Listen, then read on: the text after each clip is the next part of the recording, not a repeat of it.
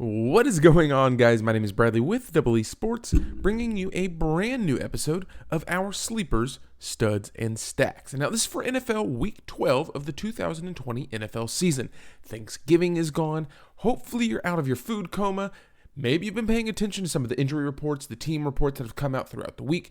Maybe not. Hopefully, we can get you caught up and find you some little sneaky plays to put you at the top of your leaderboard. As you know, we have to talk about what we've accomplished before we get into what's ahead.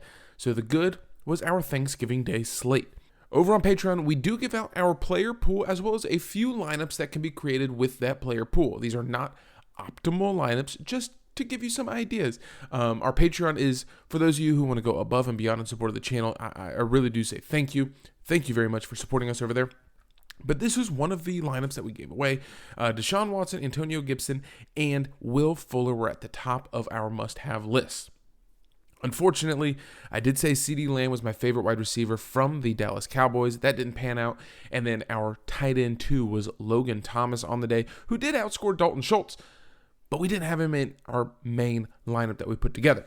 That's where we were. Now we got to get going into Week 12. And of course, we have to start with our sleepers. These are those low-price guys under $5,500 that I expect to have a very good weekend. Getting you more of these sleeper or value plays, so to speak, getting more of these value plays allows you to get those top-tier wide receivers, like the Keenan Allens, the Mike Evans, the DeAndre Hopkins, the Stephon Diggs. Maybe not all this week, but you get what I'm saying. You need to have some low-price guys to balance out your budget. Starting things off, the man, Brian Hill at $4,000 going up against Las Vegas. If you missed the report, Todd Gurley not going to be playing this weekend for the Atlanta Falcons. Las Vegas ranks 26 in DraftKings points allowed to running backs. And he is able to catch the ball. And he's able to run the ball through the blocks. He is not a bad running back. When they've plugged him in, he has been very successful. He's vultured away a couple of touchdowns from Todd Gurley, actually. I expect to see a little bit of that. I know a few weeks ago, I keep bringing it up. I've talked about Mike Davis, $4,000 against Tampa Bay. I didn't love the play. I think I said he was going to get between 10 and 12 points, and he pulled out 8. In this scenario, I think Brian Hill exceeds 15 points. I expect him to have 2 touchdowns in this one. Gus Edwards, I guess this game isn't going to be played any longer now that I've put these slides together. At $5,200 against Pittsburgh, J.K. Dobbins being out and Mark Ingram being out with COVID-19. If you are playing that single game slate, I think Gus Edwards is in a good, decent spot.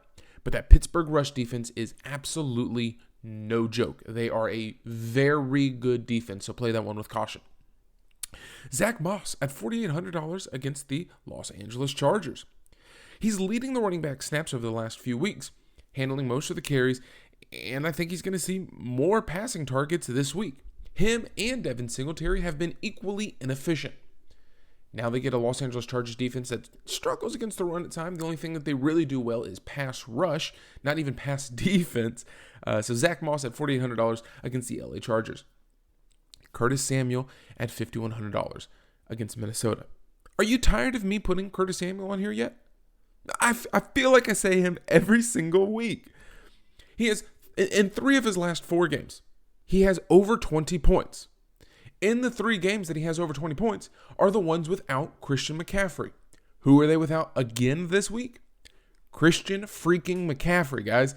He's averaging 8 targets a game over those 4. Now against Minnesota, who is 25th in passing yards allowed per game to wide receivers and 27th in DraftKings points allowed to wide receivers. Curtis Samuel could be a favorite target of Teddy Bridgewater or PJ Walker, but it looks like it's going to be Teddy Bridgewater this week. And finally, Mike Williams going up against Buffalo. It's his cheapest price that we've seen him in the last few weeks, going up against Buffalo, who have given up big targets to non-number 1 wide receivers. Yeah, Mike Williams is on here. Keenan Allen is not on this list for me. If you look at the last 4 or 5 weeks for this Buffalo defense, look, Jacoby Myers was the leading target getter. David Moore had 6 targets, I believe. Tyler Lockett had 7. Christian Kirk had 7. Denzel Mims, I believe, had 11. Braxton Berrios even had 7 targets in his game against Buffalo. You're able to spread the ball around against this defense. I think Mike Williams and maybe even Jalen Guyton have big games in this one. More to watch. Russell Gage or Zacchaeus, whoever you think is going to play if Julio Jones is out for this Atlanta Falcons offense. Damiere Byrd with New England. I know a lot of people are going to be on Jacoby Myers. Damiere Byrd, a really sneaky play. Cam Newton has history with working with him while they were playing together in Carolina. Jarvis Landry for Cleveland. Very, very underpriced going up against the Jacksonville Jaguars. Darius Slayton and Sterling Shepard.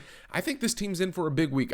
The Giants, you're going to see them pop up on my stacks a little bit later on, but definitely worth a look for Darius Slayton, Sterling Shepard, as I look more into those matchups one-on-one against this Cincinnati Bengals defense. And then 2 tight ends. I got to give you 2 tight ends to watch each week. Eric Ebron, unfortunately, he's not playing anymore. So my favorite goes back to Mike Gesicki, whether it's Tua or Ryan Fitzpatrick. I really like Gesicki and Evan Ingram of the New York Giants.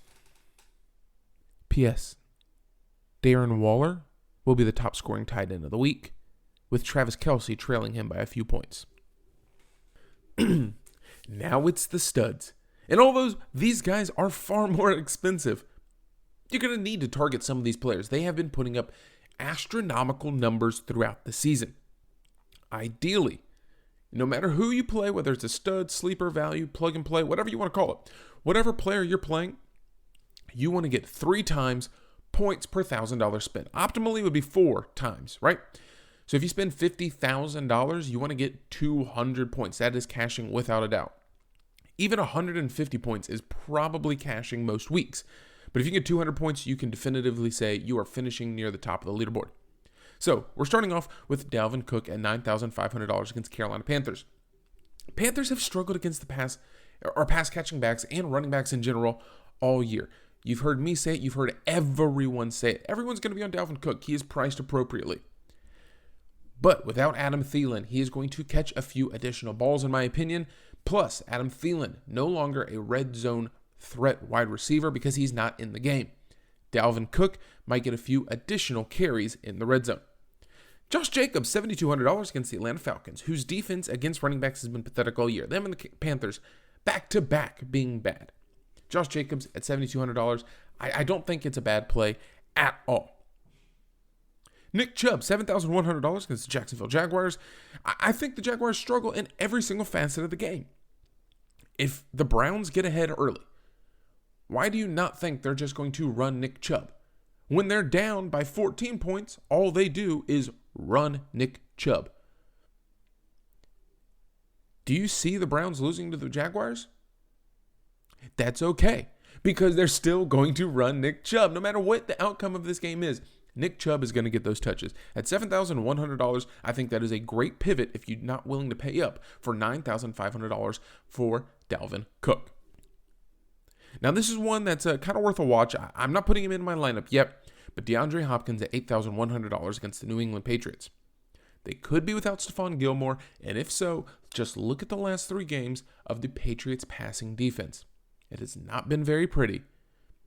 Please keep an eye out for Stephon Gilmore for that matchup with DeAndre Hopkins. Also, looking at DeAndre Hopkins' last 6 games, he seems to have a 20, 25-point game and a 6-point game, a 20-point game and a 4-point game, a 22-point game and a 8-point game, I believe it is. He's coming off that 8-point game. Look for a huge swing back in his direction. Without Stephon Gilmore, 30-plus point game incoming. Chris Godwin at only $6,000 against the Kansas City Chiefs. His second cheapest price point of the season, and coming off a game with the most targets that he's seen in a single game this year. Adding Antonio Brown is supposed to eat into some of his targets. It didn't happen last game, and Antonio Brown got his fair share. I think this might actually help him because it confuses the defense, making them play even more weapons. Kansas City can apply some decent pressure at times. I look for very short, quick passes, and that is Chris Godwin in this offense. Calvin Ridley, $7,100 against the Las Vegas Raiders. In games without Julio Jones in Week 5 and Week 3, Calvin Ridley averaged just under 21 DraftKings points per game. That was against Carolina Panthers with Dante Jackson and Chicago Bears when they were completely healthy. So, even if Julio isn't 100% healthy and he's not in the game, play him. If he is healthy, well, all he's going to do is pull the defense away from Calvin Ridley and make him have an even better game. I'm not afraid of it. The Las Vegas Raiders have allowed at least 7 targets to 2 opposing wide receivers in every game in the last 3 games. If Calvin Ridley and Julio Jones are getting 7 targets, that makes me very, very happy. Stephon Diggs at $7,600 against the LA Chargers. When you think Stephon Diggs, you think of a great jumper, a guy that goes up and gets the ball and can make a big play and is a big play threat. The Los Angeles Chargers in their last few games have been giving up big plays to burners and jumpers, which is exactly what Stephon Gilmore is. Stephon Diggs. Stephon Gilmore might not play. At $7,600, this is a slam dunk for me. Jerry Jeudy got him for 10 targets. 14 targets to another burner, possible, with Emmanuel Sanders. 11 targets to Tyreek Hill, a burner and a jumper. And 8 to Denzel Mims, a guy who, if you haven't seen play, is fantastic at going up and getting the ball. That's exactly how Josh Allen operates. Throw the ball, Diggs is out there somewhere. And a few more to watch: Travis Kelce, James Conner, DJ Moore, possibly Robbie Anderson, and Keenan Allen. I'll get into this Carolina Panthers thing in a little bit. I know, you think I'm a homer, so I stopped putting them on the list, boys. It's our stacks and our defenses. And our defenses this year, I don't think there is a person out there talking about DraftKings who has been talking about as good of defenses, low priced, as we have. For Thanksgiving, I said my favorite play was probably Washington, but I am not afraid to go after the Houston Texans whatsoever. And what do? Go out and drop like 20 points? Hear me out. Wait for it. Las Vegas Raiders, one of the stacks I'm keeping my eye on. David Carr, Nelson Aguilar, and Darren Waller. I'm not pairing up Carr with 2 wide receivers. I don't even know if I like him with Aguilar in this one. But I tell you, I'm going to give you 3 guys.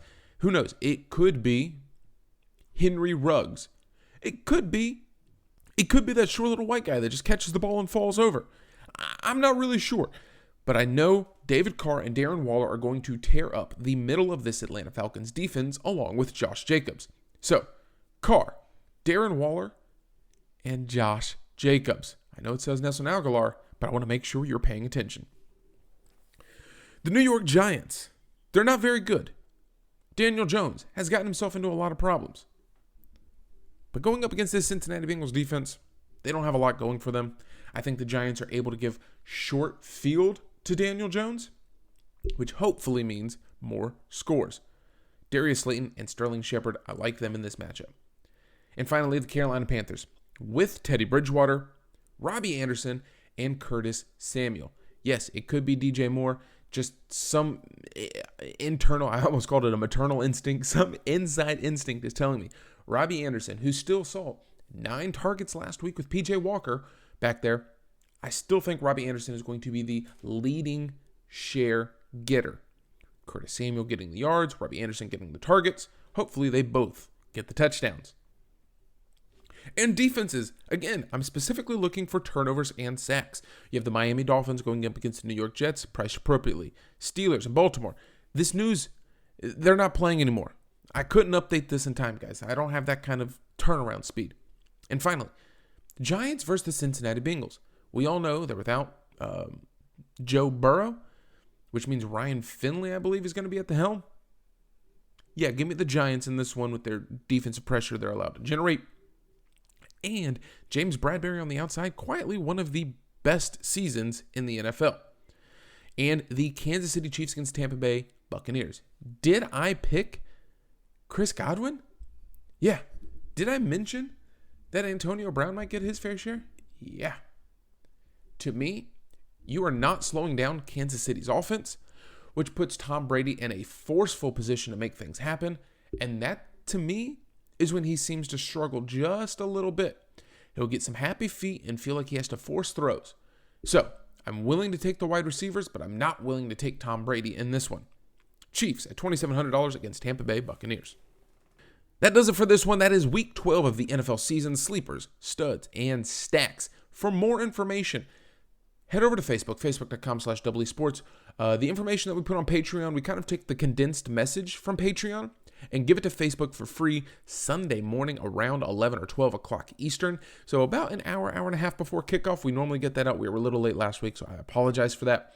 But patreon.com/ESports, kind of use it as a tip jar is what most people have been doing, to say thank you for going above and beyond in the support of the channel. I want to make sure you get that player pool first.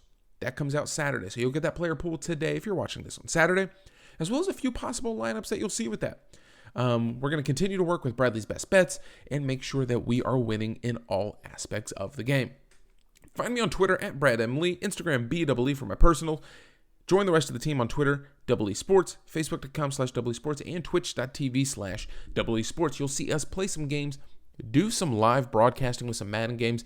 There's actually some tournaments coming up that we'll be doing some play-by-play for, so if you don't mind hearing my voice, just wait until you hear me do some play-by-play. Yeah. And lastly, for access to our starting 5 and late bloomers report, patreon.com/ESports, or for free, Facebook.com/ESports, Sunday morning. Good luck this weekend.